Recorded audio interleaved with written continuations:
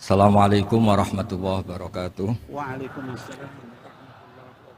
Alhamdulillahirabbil alamin wassalatu wassalamu ala asyrofil mursalin sayyidina maulana Muhammadin wa ala alihi wa sahbihi ajmain amma ba'du. Ingkang sangat kula hormati niki wonten Habib Nabil, semua keluarga besar Habib Muntir, semua min usulihi wa furuhi sedanten ingkang kula hormati. Ingkang terhormat Habib Ahmad Bahar, Habib Ja'far Al-Attas, niki wonten Profesor Nazaruddin, wonten Pak Muzani, wonten Mas Nusron sedanten ingkang kula hormati. Yang spesial, saya ini punya dua permintaan. Satu, jangan diundang lagi. Dua, saya minta maaf kalau yang ingin ngundang, mohon nggak usah diteruskan. Saya akan cerita yang ilmiah. Saya terima kasih tadi sama Habib Abdullah bin Ja'far sama Ustadz Hasan Saifur Rijal. Begini, kenapa saya banyak dikutip para narasumber? Karena saya ini jenis kiai yang otoritatif. Jadi saya ini karena nggak menteri, sehingga kalau belajar itu serius sekali. Ya alhamdulillah ini ada Pak Muzani, orang yang bisa ngelantik seseorang jadi presiden. Masih punya utang satu, bisa nggak ngelantik kita jadi ahli surga itu. Begini kalau cerita ilmiah, nanti saya baca hadisnya.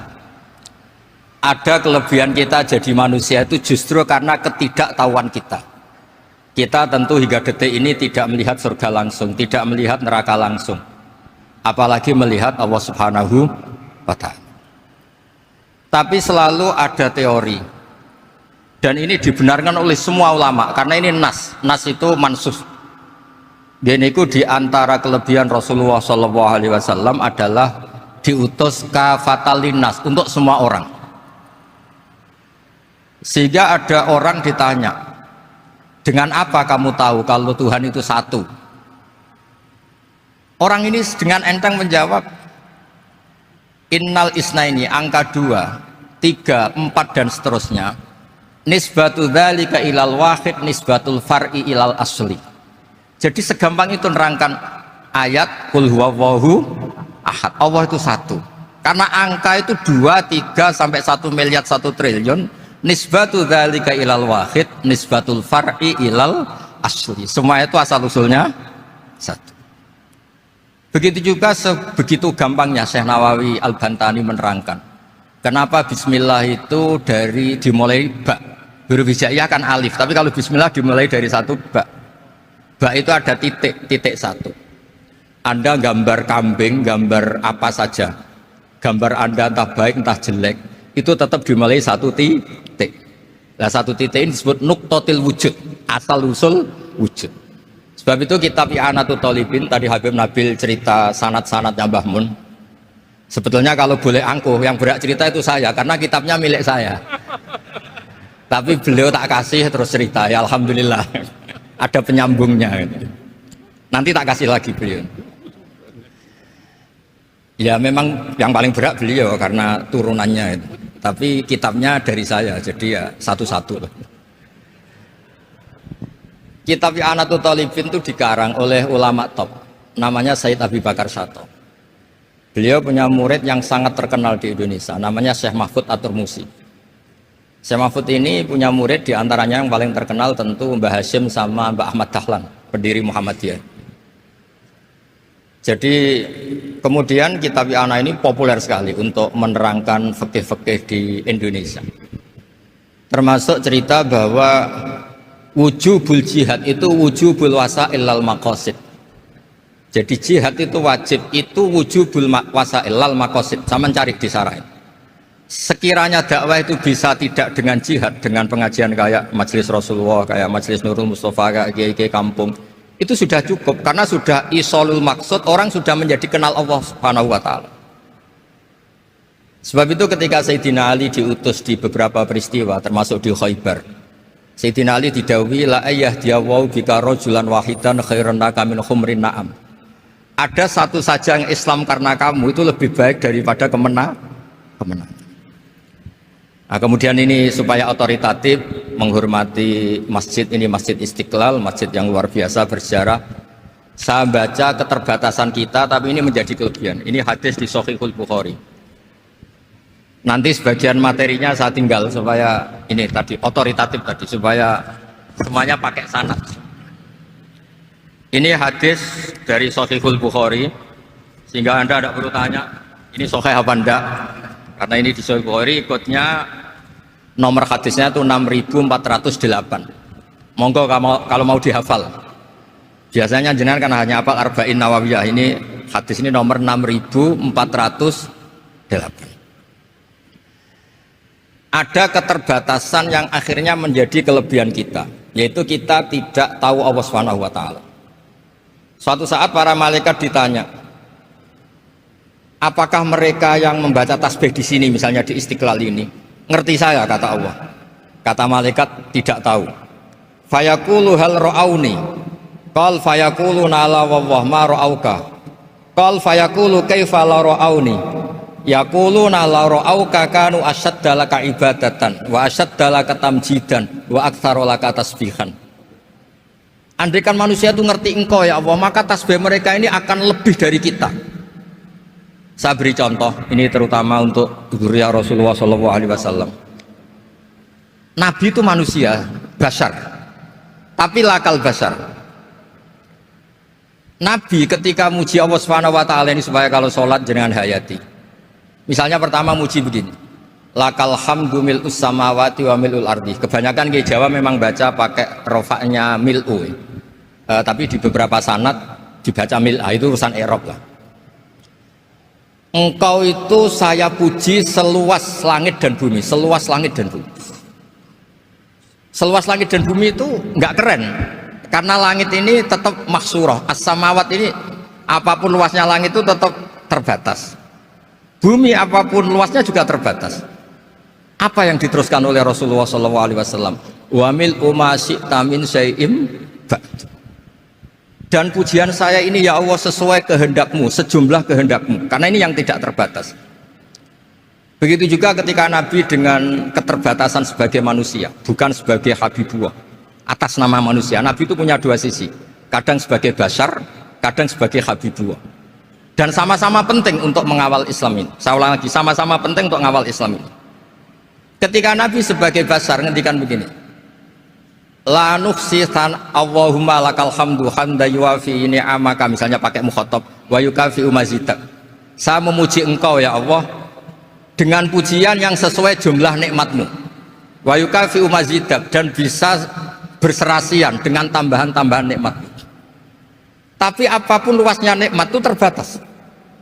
Sehingga Nabi nambahi, la ukhsi thana'an alita anta kama atneta ala nafsik. Saya muji ini tidak terhitung, sama sejumlah pujian yang engkau lakukan. La ukhsi atau la nukhsi thana'an alika anta kama atneta ala nafsik. Sehingga ini kreasi-kreasi Bani Adam yang malaikat itu tidak bisa. Saya ulang lagi, ini kreasi-kreasi Bani Adam yang bakat malaikat itu tidak bisa. Ini saya baca di kitab Fathul Bari, ini sarahnya kitab Bukhari. Kata Imam, ini saya ulang lagi, ini kata Imam Ibnu Hajar al-Asqalani, pensarah terbaik Bukhari. Jadi Sahihul Bukhari itu punya sarah paling terkenal namanya Fathul Bari. Itu gurunya Syekh Zakaria Al-Ansari. Syekh Zakaria itu dikenal sebagai Syekhul Islam. Itu berkahnya punya guru alim banget, kereng. Ibnu Hajar al-Asqalani itu kereng itu keras. Kalau muridnya tidak bisa itu keras sekali, tapi urusan ngaji saja. Terus punya murid itu pinter sekali, namanya Ibnu Hajar al-Haytami. Jadi beliau kalau mau ngaji ya susah, karena gurunya itu alim, nyuruh baca. Kalau mau ngajar ya susah, muridnya itu alim, takut salah. Jadi akhirnya pinter. Orang punya murid alim alama itu kan bingung. Makanya saya tidak suka kalau Profesor Nazar ngaji saya, nanti ngoreksi repot. Sudah gitu Islamnya beliau formal karena Menteri Agama, saya non formal. Lama-lama Islamnya beliau legal, saya ilegal. Kan jadi repot nanti. Makanya tadi tak bully, tak cocokkan. Kalau jenengan Menteri Agama sampai akhirat berarti top. Tapi kayaknya di akhirat saya yang ngelamar jadi Menteri Agama. ada, ini nggak penting. Ini hanya gojlokan saja supaya kelihatan bahwa menteri pun juga warga nopo Indonesia. Begini kata Ibnu Hajar Al Asqalani, ini saya baca ya supaya penghormatan saya sama Habib Umar Hafid. Saya ini baca kitab beliau khatam serius, namanya Taujihun Nabi li Mardhati Bari, yang ditulis oleh Ustadz Fahmi bin Ali bin Ubaidun. Saya baca banyak, termasuk ketika beliau punya manhaj yang tidak populer, kata beliau fala buddha antuwattina nafsaka ala annana khudamatu hadal kaun. Kamu harus yakin bahwa tugas kiai, tugas ulama itu khudamatu hadal kaun, mengkhidmati semua alam raya ini. Dan jangan pernah putus asa, misalnya melihat non muslim terus kamu putus asa, ini non muslim enggak. Bisa saja suatu saat rubbama aslama fakhasuna islamu, bisa saja dia Islam fakhasuna Islam. Nah, ini wirasah nabawiyah, karena dulu Nabi ketika dari kampung Abdi Yalil dan disakiti, malaikat Jibal itu usul supaya kampung itu dihabisi, kata Nabi apa? La bal arju ayukhrijawah min aslabihim ma ya'budu wa la yusyriku bihi syai'an. Bisa saja bapaknya masih kafir, anaknya Islam, cucu-cucunya napa? Islam. Kayak apa Nabi itu? Rojaknya Masya Allah. Nah kemudian ini kembali ke tasbih tadi. Kata Ibnu Hajar Al Asqalani, yukhadu min hadal hadis anna dzikral hasil min bani adam a'la wa asyrafu min adzikri al hasil min al malaikah li khusuli dzikril adamin ma akasratis syawaghil wa wujudis sawarif wa sudurihi fi alamil ghaibi bi khilafil malaikati fi dzalika kulli. Jadi kita ini enggak melihat Allah langsung, enggak melihat surga langsung, enggak melihat neraka langsung. Tapi cara kita zikir, wis nek wedi neraka yo nangis tenan. Padahal yo ora mesti mlebu neraka, lha nangis tenanan. Kayak apa iman kita? Nah, iman seperti ini sesuai kriteria awal sing dikersana Allah, alladzina yu'minuna bil ghaib. Maka andekan saya ini kok dikasih mukasyafah sama Allah untuk melihat surga, saya milih enggak melihat supaya ngikuti yang tetap ghaib. Nanti kalau saya melihat langsung kemudian iman, kata Allah, akeh tunggali aku iman mau melihat itu. Jadi kadang-kadang keterbatasan kita ini penting. Makanya masyhur Nabi pernah ngendikan tuba liman ro'ani wa amanabi, tapi wa tuba liman lam yaroni wa amanabi. Kalau orang melihat saya kemudian iman itu biasa.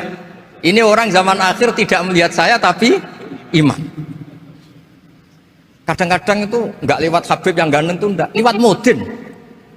Mudin di kampung rapati di duit, ini mulang tauhid ya mandi. Islam itu digawa Habib ya mandi, digawa menteri ya mandi, digawa Mudin ya mandi. Karena Islam itu kafatal, napa kafatal. Nah yang nggak dipunyai malaikat adalah tadi seperti cerita saya tentang Imam Amudi. Segampang itu. Makanya di tradisi pondoknya Mbah Maimun itu ada tradisi qaddimid dirayah ala riwayah. Logika riwayat itu penting karena itu menjadi nyaman. Ya kayak tadi, Allah itu satu. Ketika kita berpikir angka 2, 3 sampai sekian miliar, sekian triliun, nisbatu dzalika ilal wahid, nisbatul far'i ilal asl. Semua itu dibanding angka 1 adalah cabang. Gambar kayak apa ruwetnya, dinisbatkan asal usulnya mesti satu nuktoh, yaitu satu titik. Nah satu titik ini kata pengarang I'anatul Thalibin, bi kana makana wa bi yakunu mayak. Nah kemudian terakhir ini nggak boleh lama-lama. Kalau lama-lama nanti sampean pinternya nyanyi saya. Tapi nggak apa-apa lah. Saya ini termasuk kiai yang sudah diundang. Ini termasuk Pak MPR, nggak boleh undang saya. Pak Nusron apalagi nggak boleh. Itu kalau di kampung sama saya hormat. Kalau di sini kok kayak menteri itu. Menteri betul tapi. Lawang gurunya dia itu teman saya gitu. Jadi tanya ini kalau nggak percaya. Makanya kalau sama saya beliau cium tangan, saya sebetulnya ya nggak siap dicium tangan menteri itu nggak siap. Apalagi dihormati Pak Nazar nggak siap lah. Nanti dikira minta haji malah repot. repot. Saya ini tadi bisik-bisik itu urusannya ilmu tasawuf, ya ada urusannya dengan haji. Nah, cocokan. Kenapa beliau suka ilmu tasawuf? Saya kan sering lihat beliau ceramah di TV. Katanya obat Gus obat. Orang kalau belajar tasawuf kan kepenak itu. Kayak wis ahli swarga kan kepenak di tasawuf itu kan memang. Sekarang saya cerita tentang ini karena bidang yang saya tekuni. Ada kitab tentang Ulumul Quran, namanya Al-Mufradat fi Gharibil Quran, dikarang oleh Ar-Raghib Al-Asfihani. Ini kitab luar biasa. Di situ hanya cerita lafat-lafat per kata.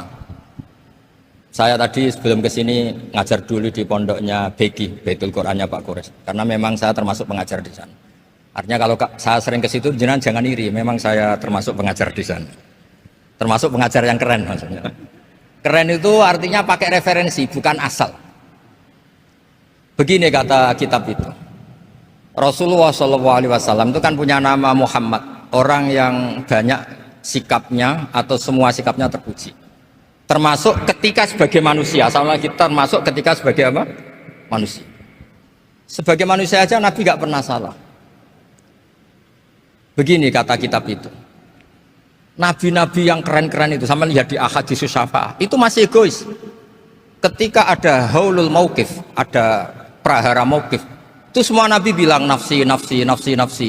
Ketika dimintai syafaat bilang nafsi, nafsi. Tapi Rasulullah SAW itu beliau ngendikan ummati, ummati.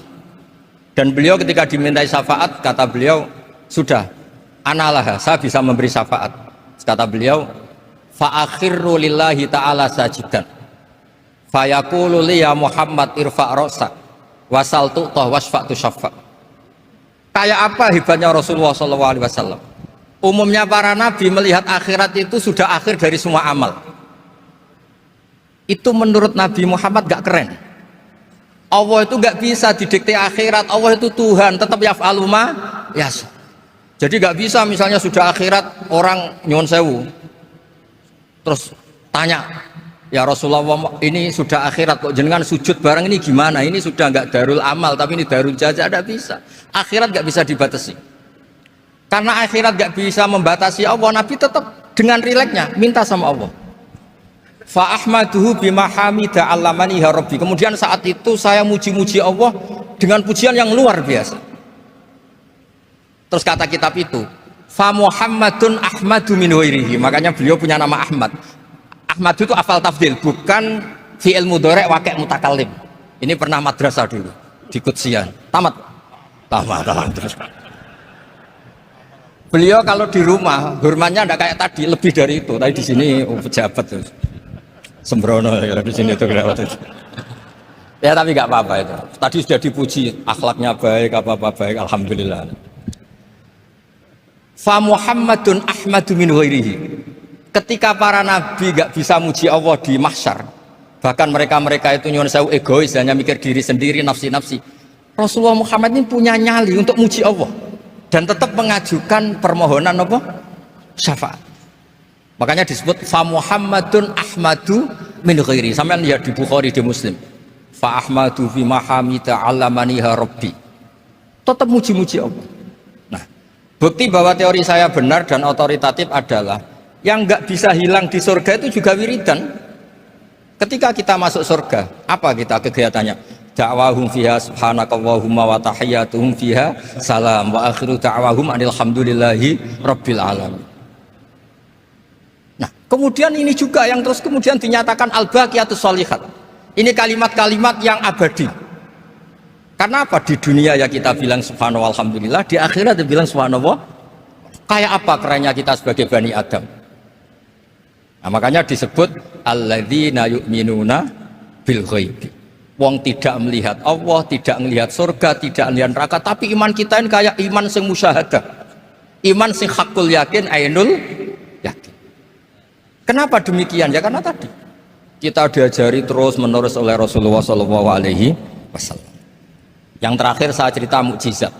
Ini juga terkait dengan betapa mudahnya hadaddin ini di logika, dicerna.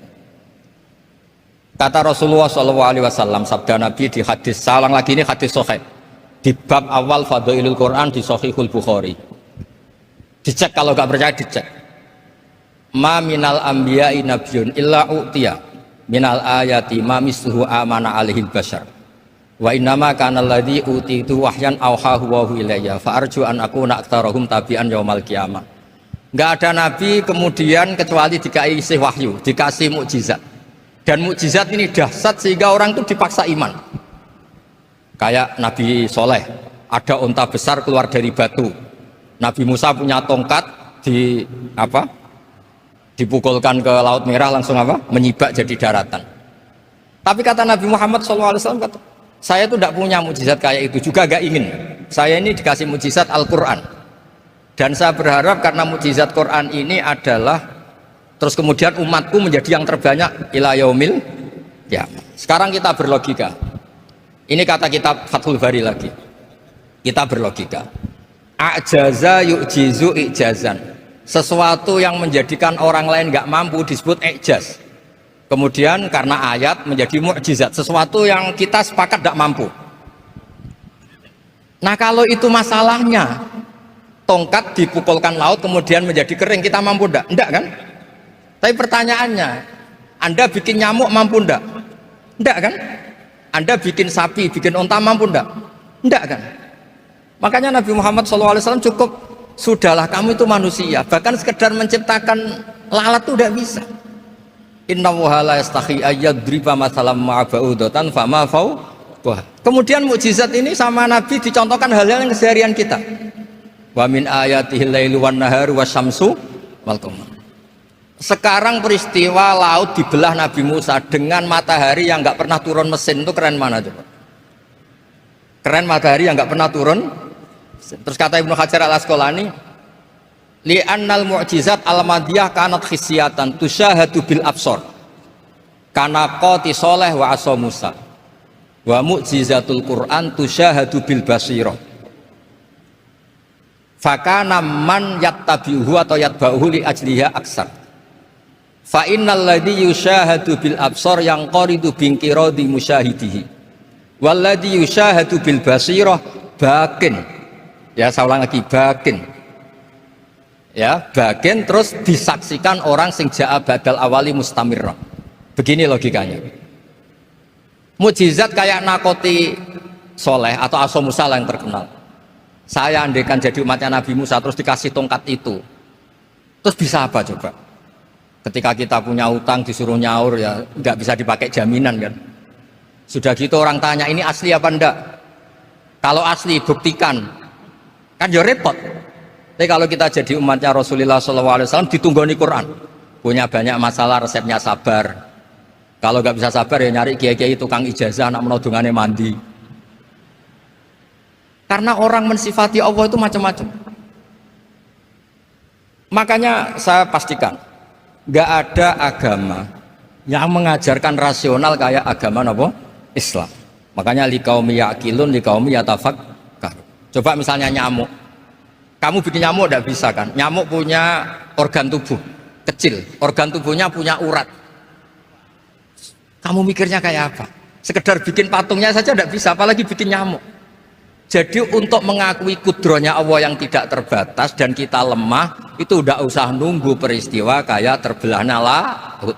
Cukup wa ma min dabatin fil ardi wala ta'ir yatiru bi janahihi illa umamun amsalukum inna fi khalqis samawati wal ardi waqtilafil laili wan nahar, seterusnya la ayatil liqaumi yaqil. Nah gara-gara pola yang diajarkan Nabi itu ila yaumil qiyamah orang tetap Islam karena nyaman dengan kepastian mukjizat ini baqiyah ila yaumil qiyamah. Itu kayak apa baiknya Nabi? Makanya saya suka tadi burda yang dibaca.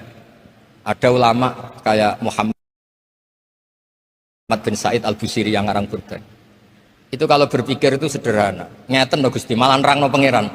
Lama da'awa da'ina li ta'ati bi akramir rusli kuna akramal umami.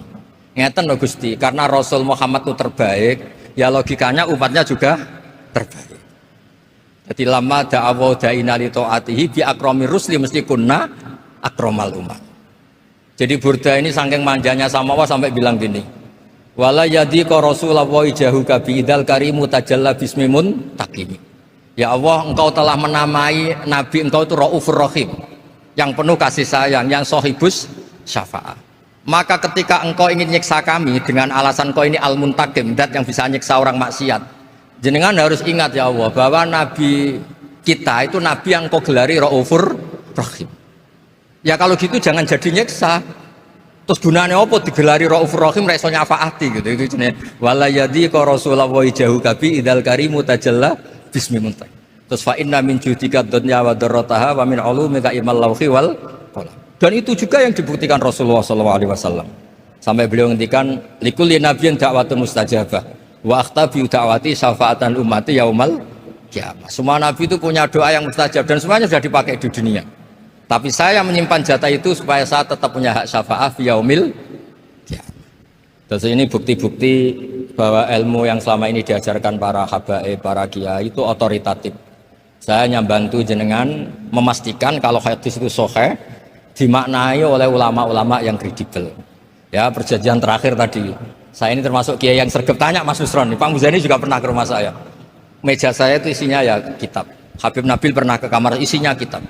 Jadi kalau jenengan ngundang saya itu berhadap-hadapan sama hukumnya Allah, yaitu ganggu orang belajar gitu aja. Mohon ngoten mawon. Assalamualaikum warahmatullahi wabarakatuh.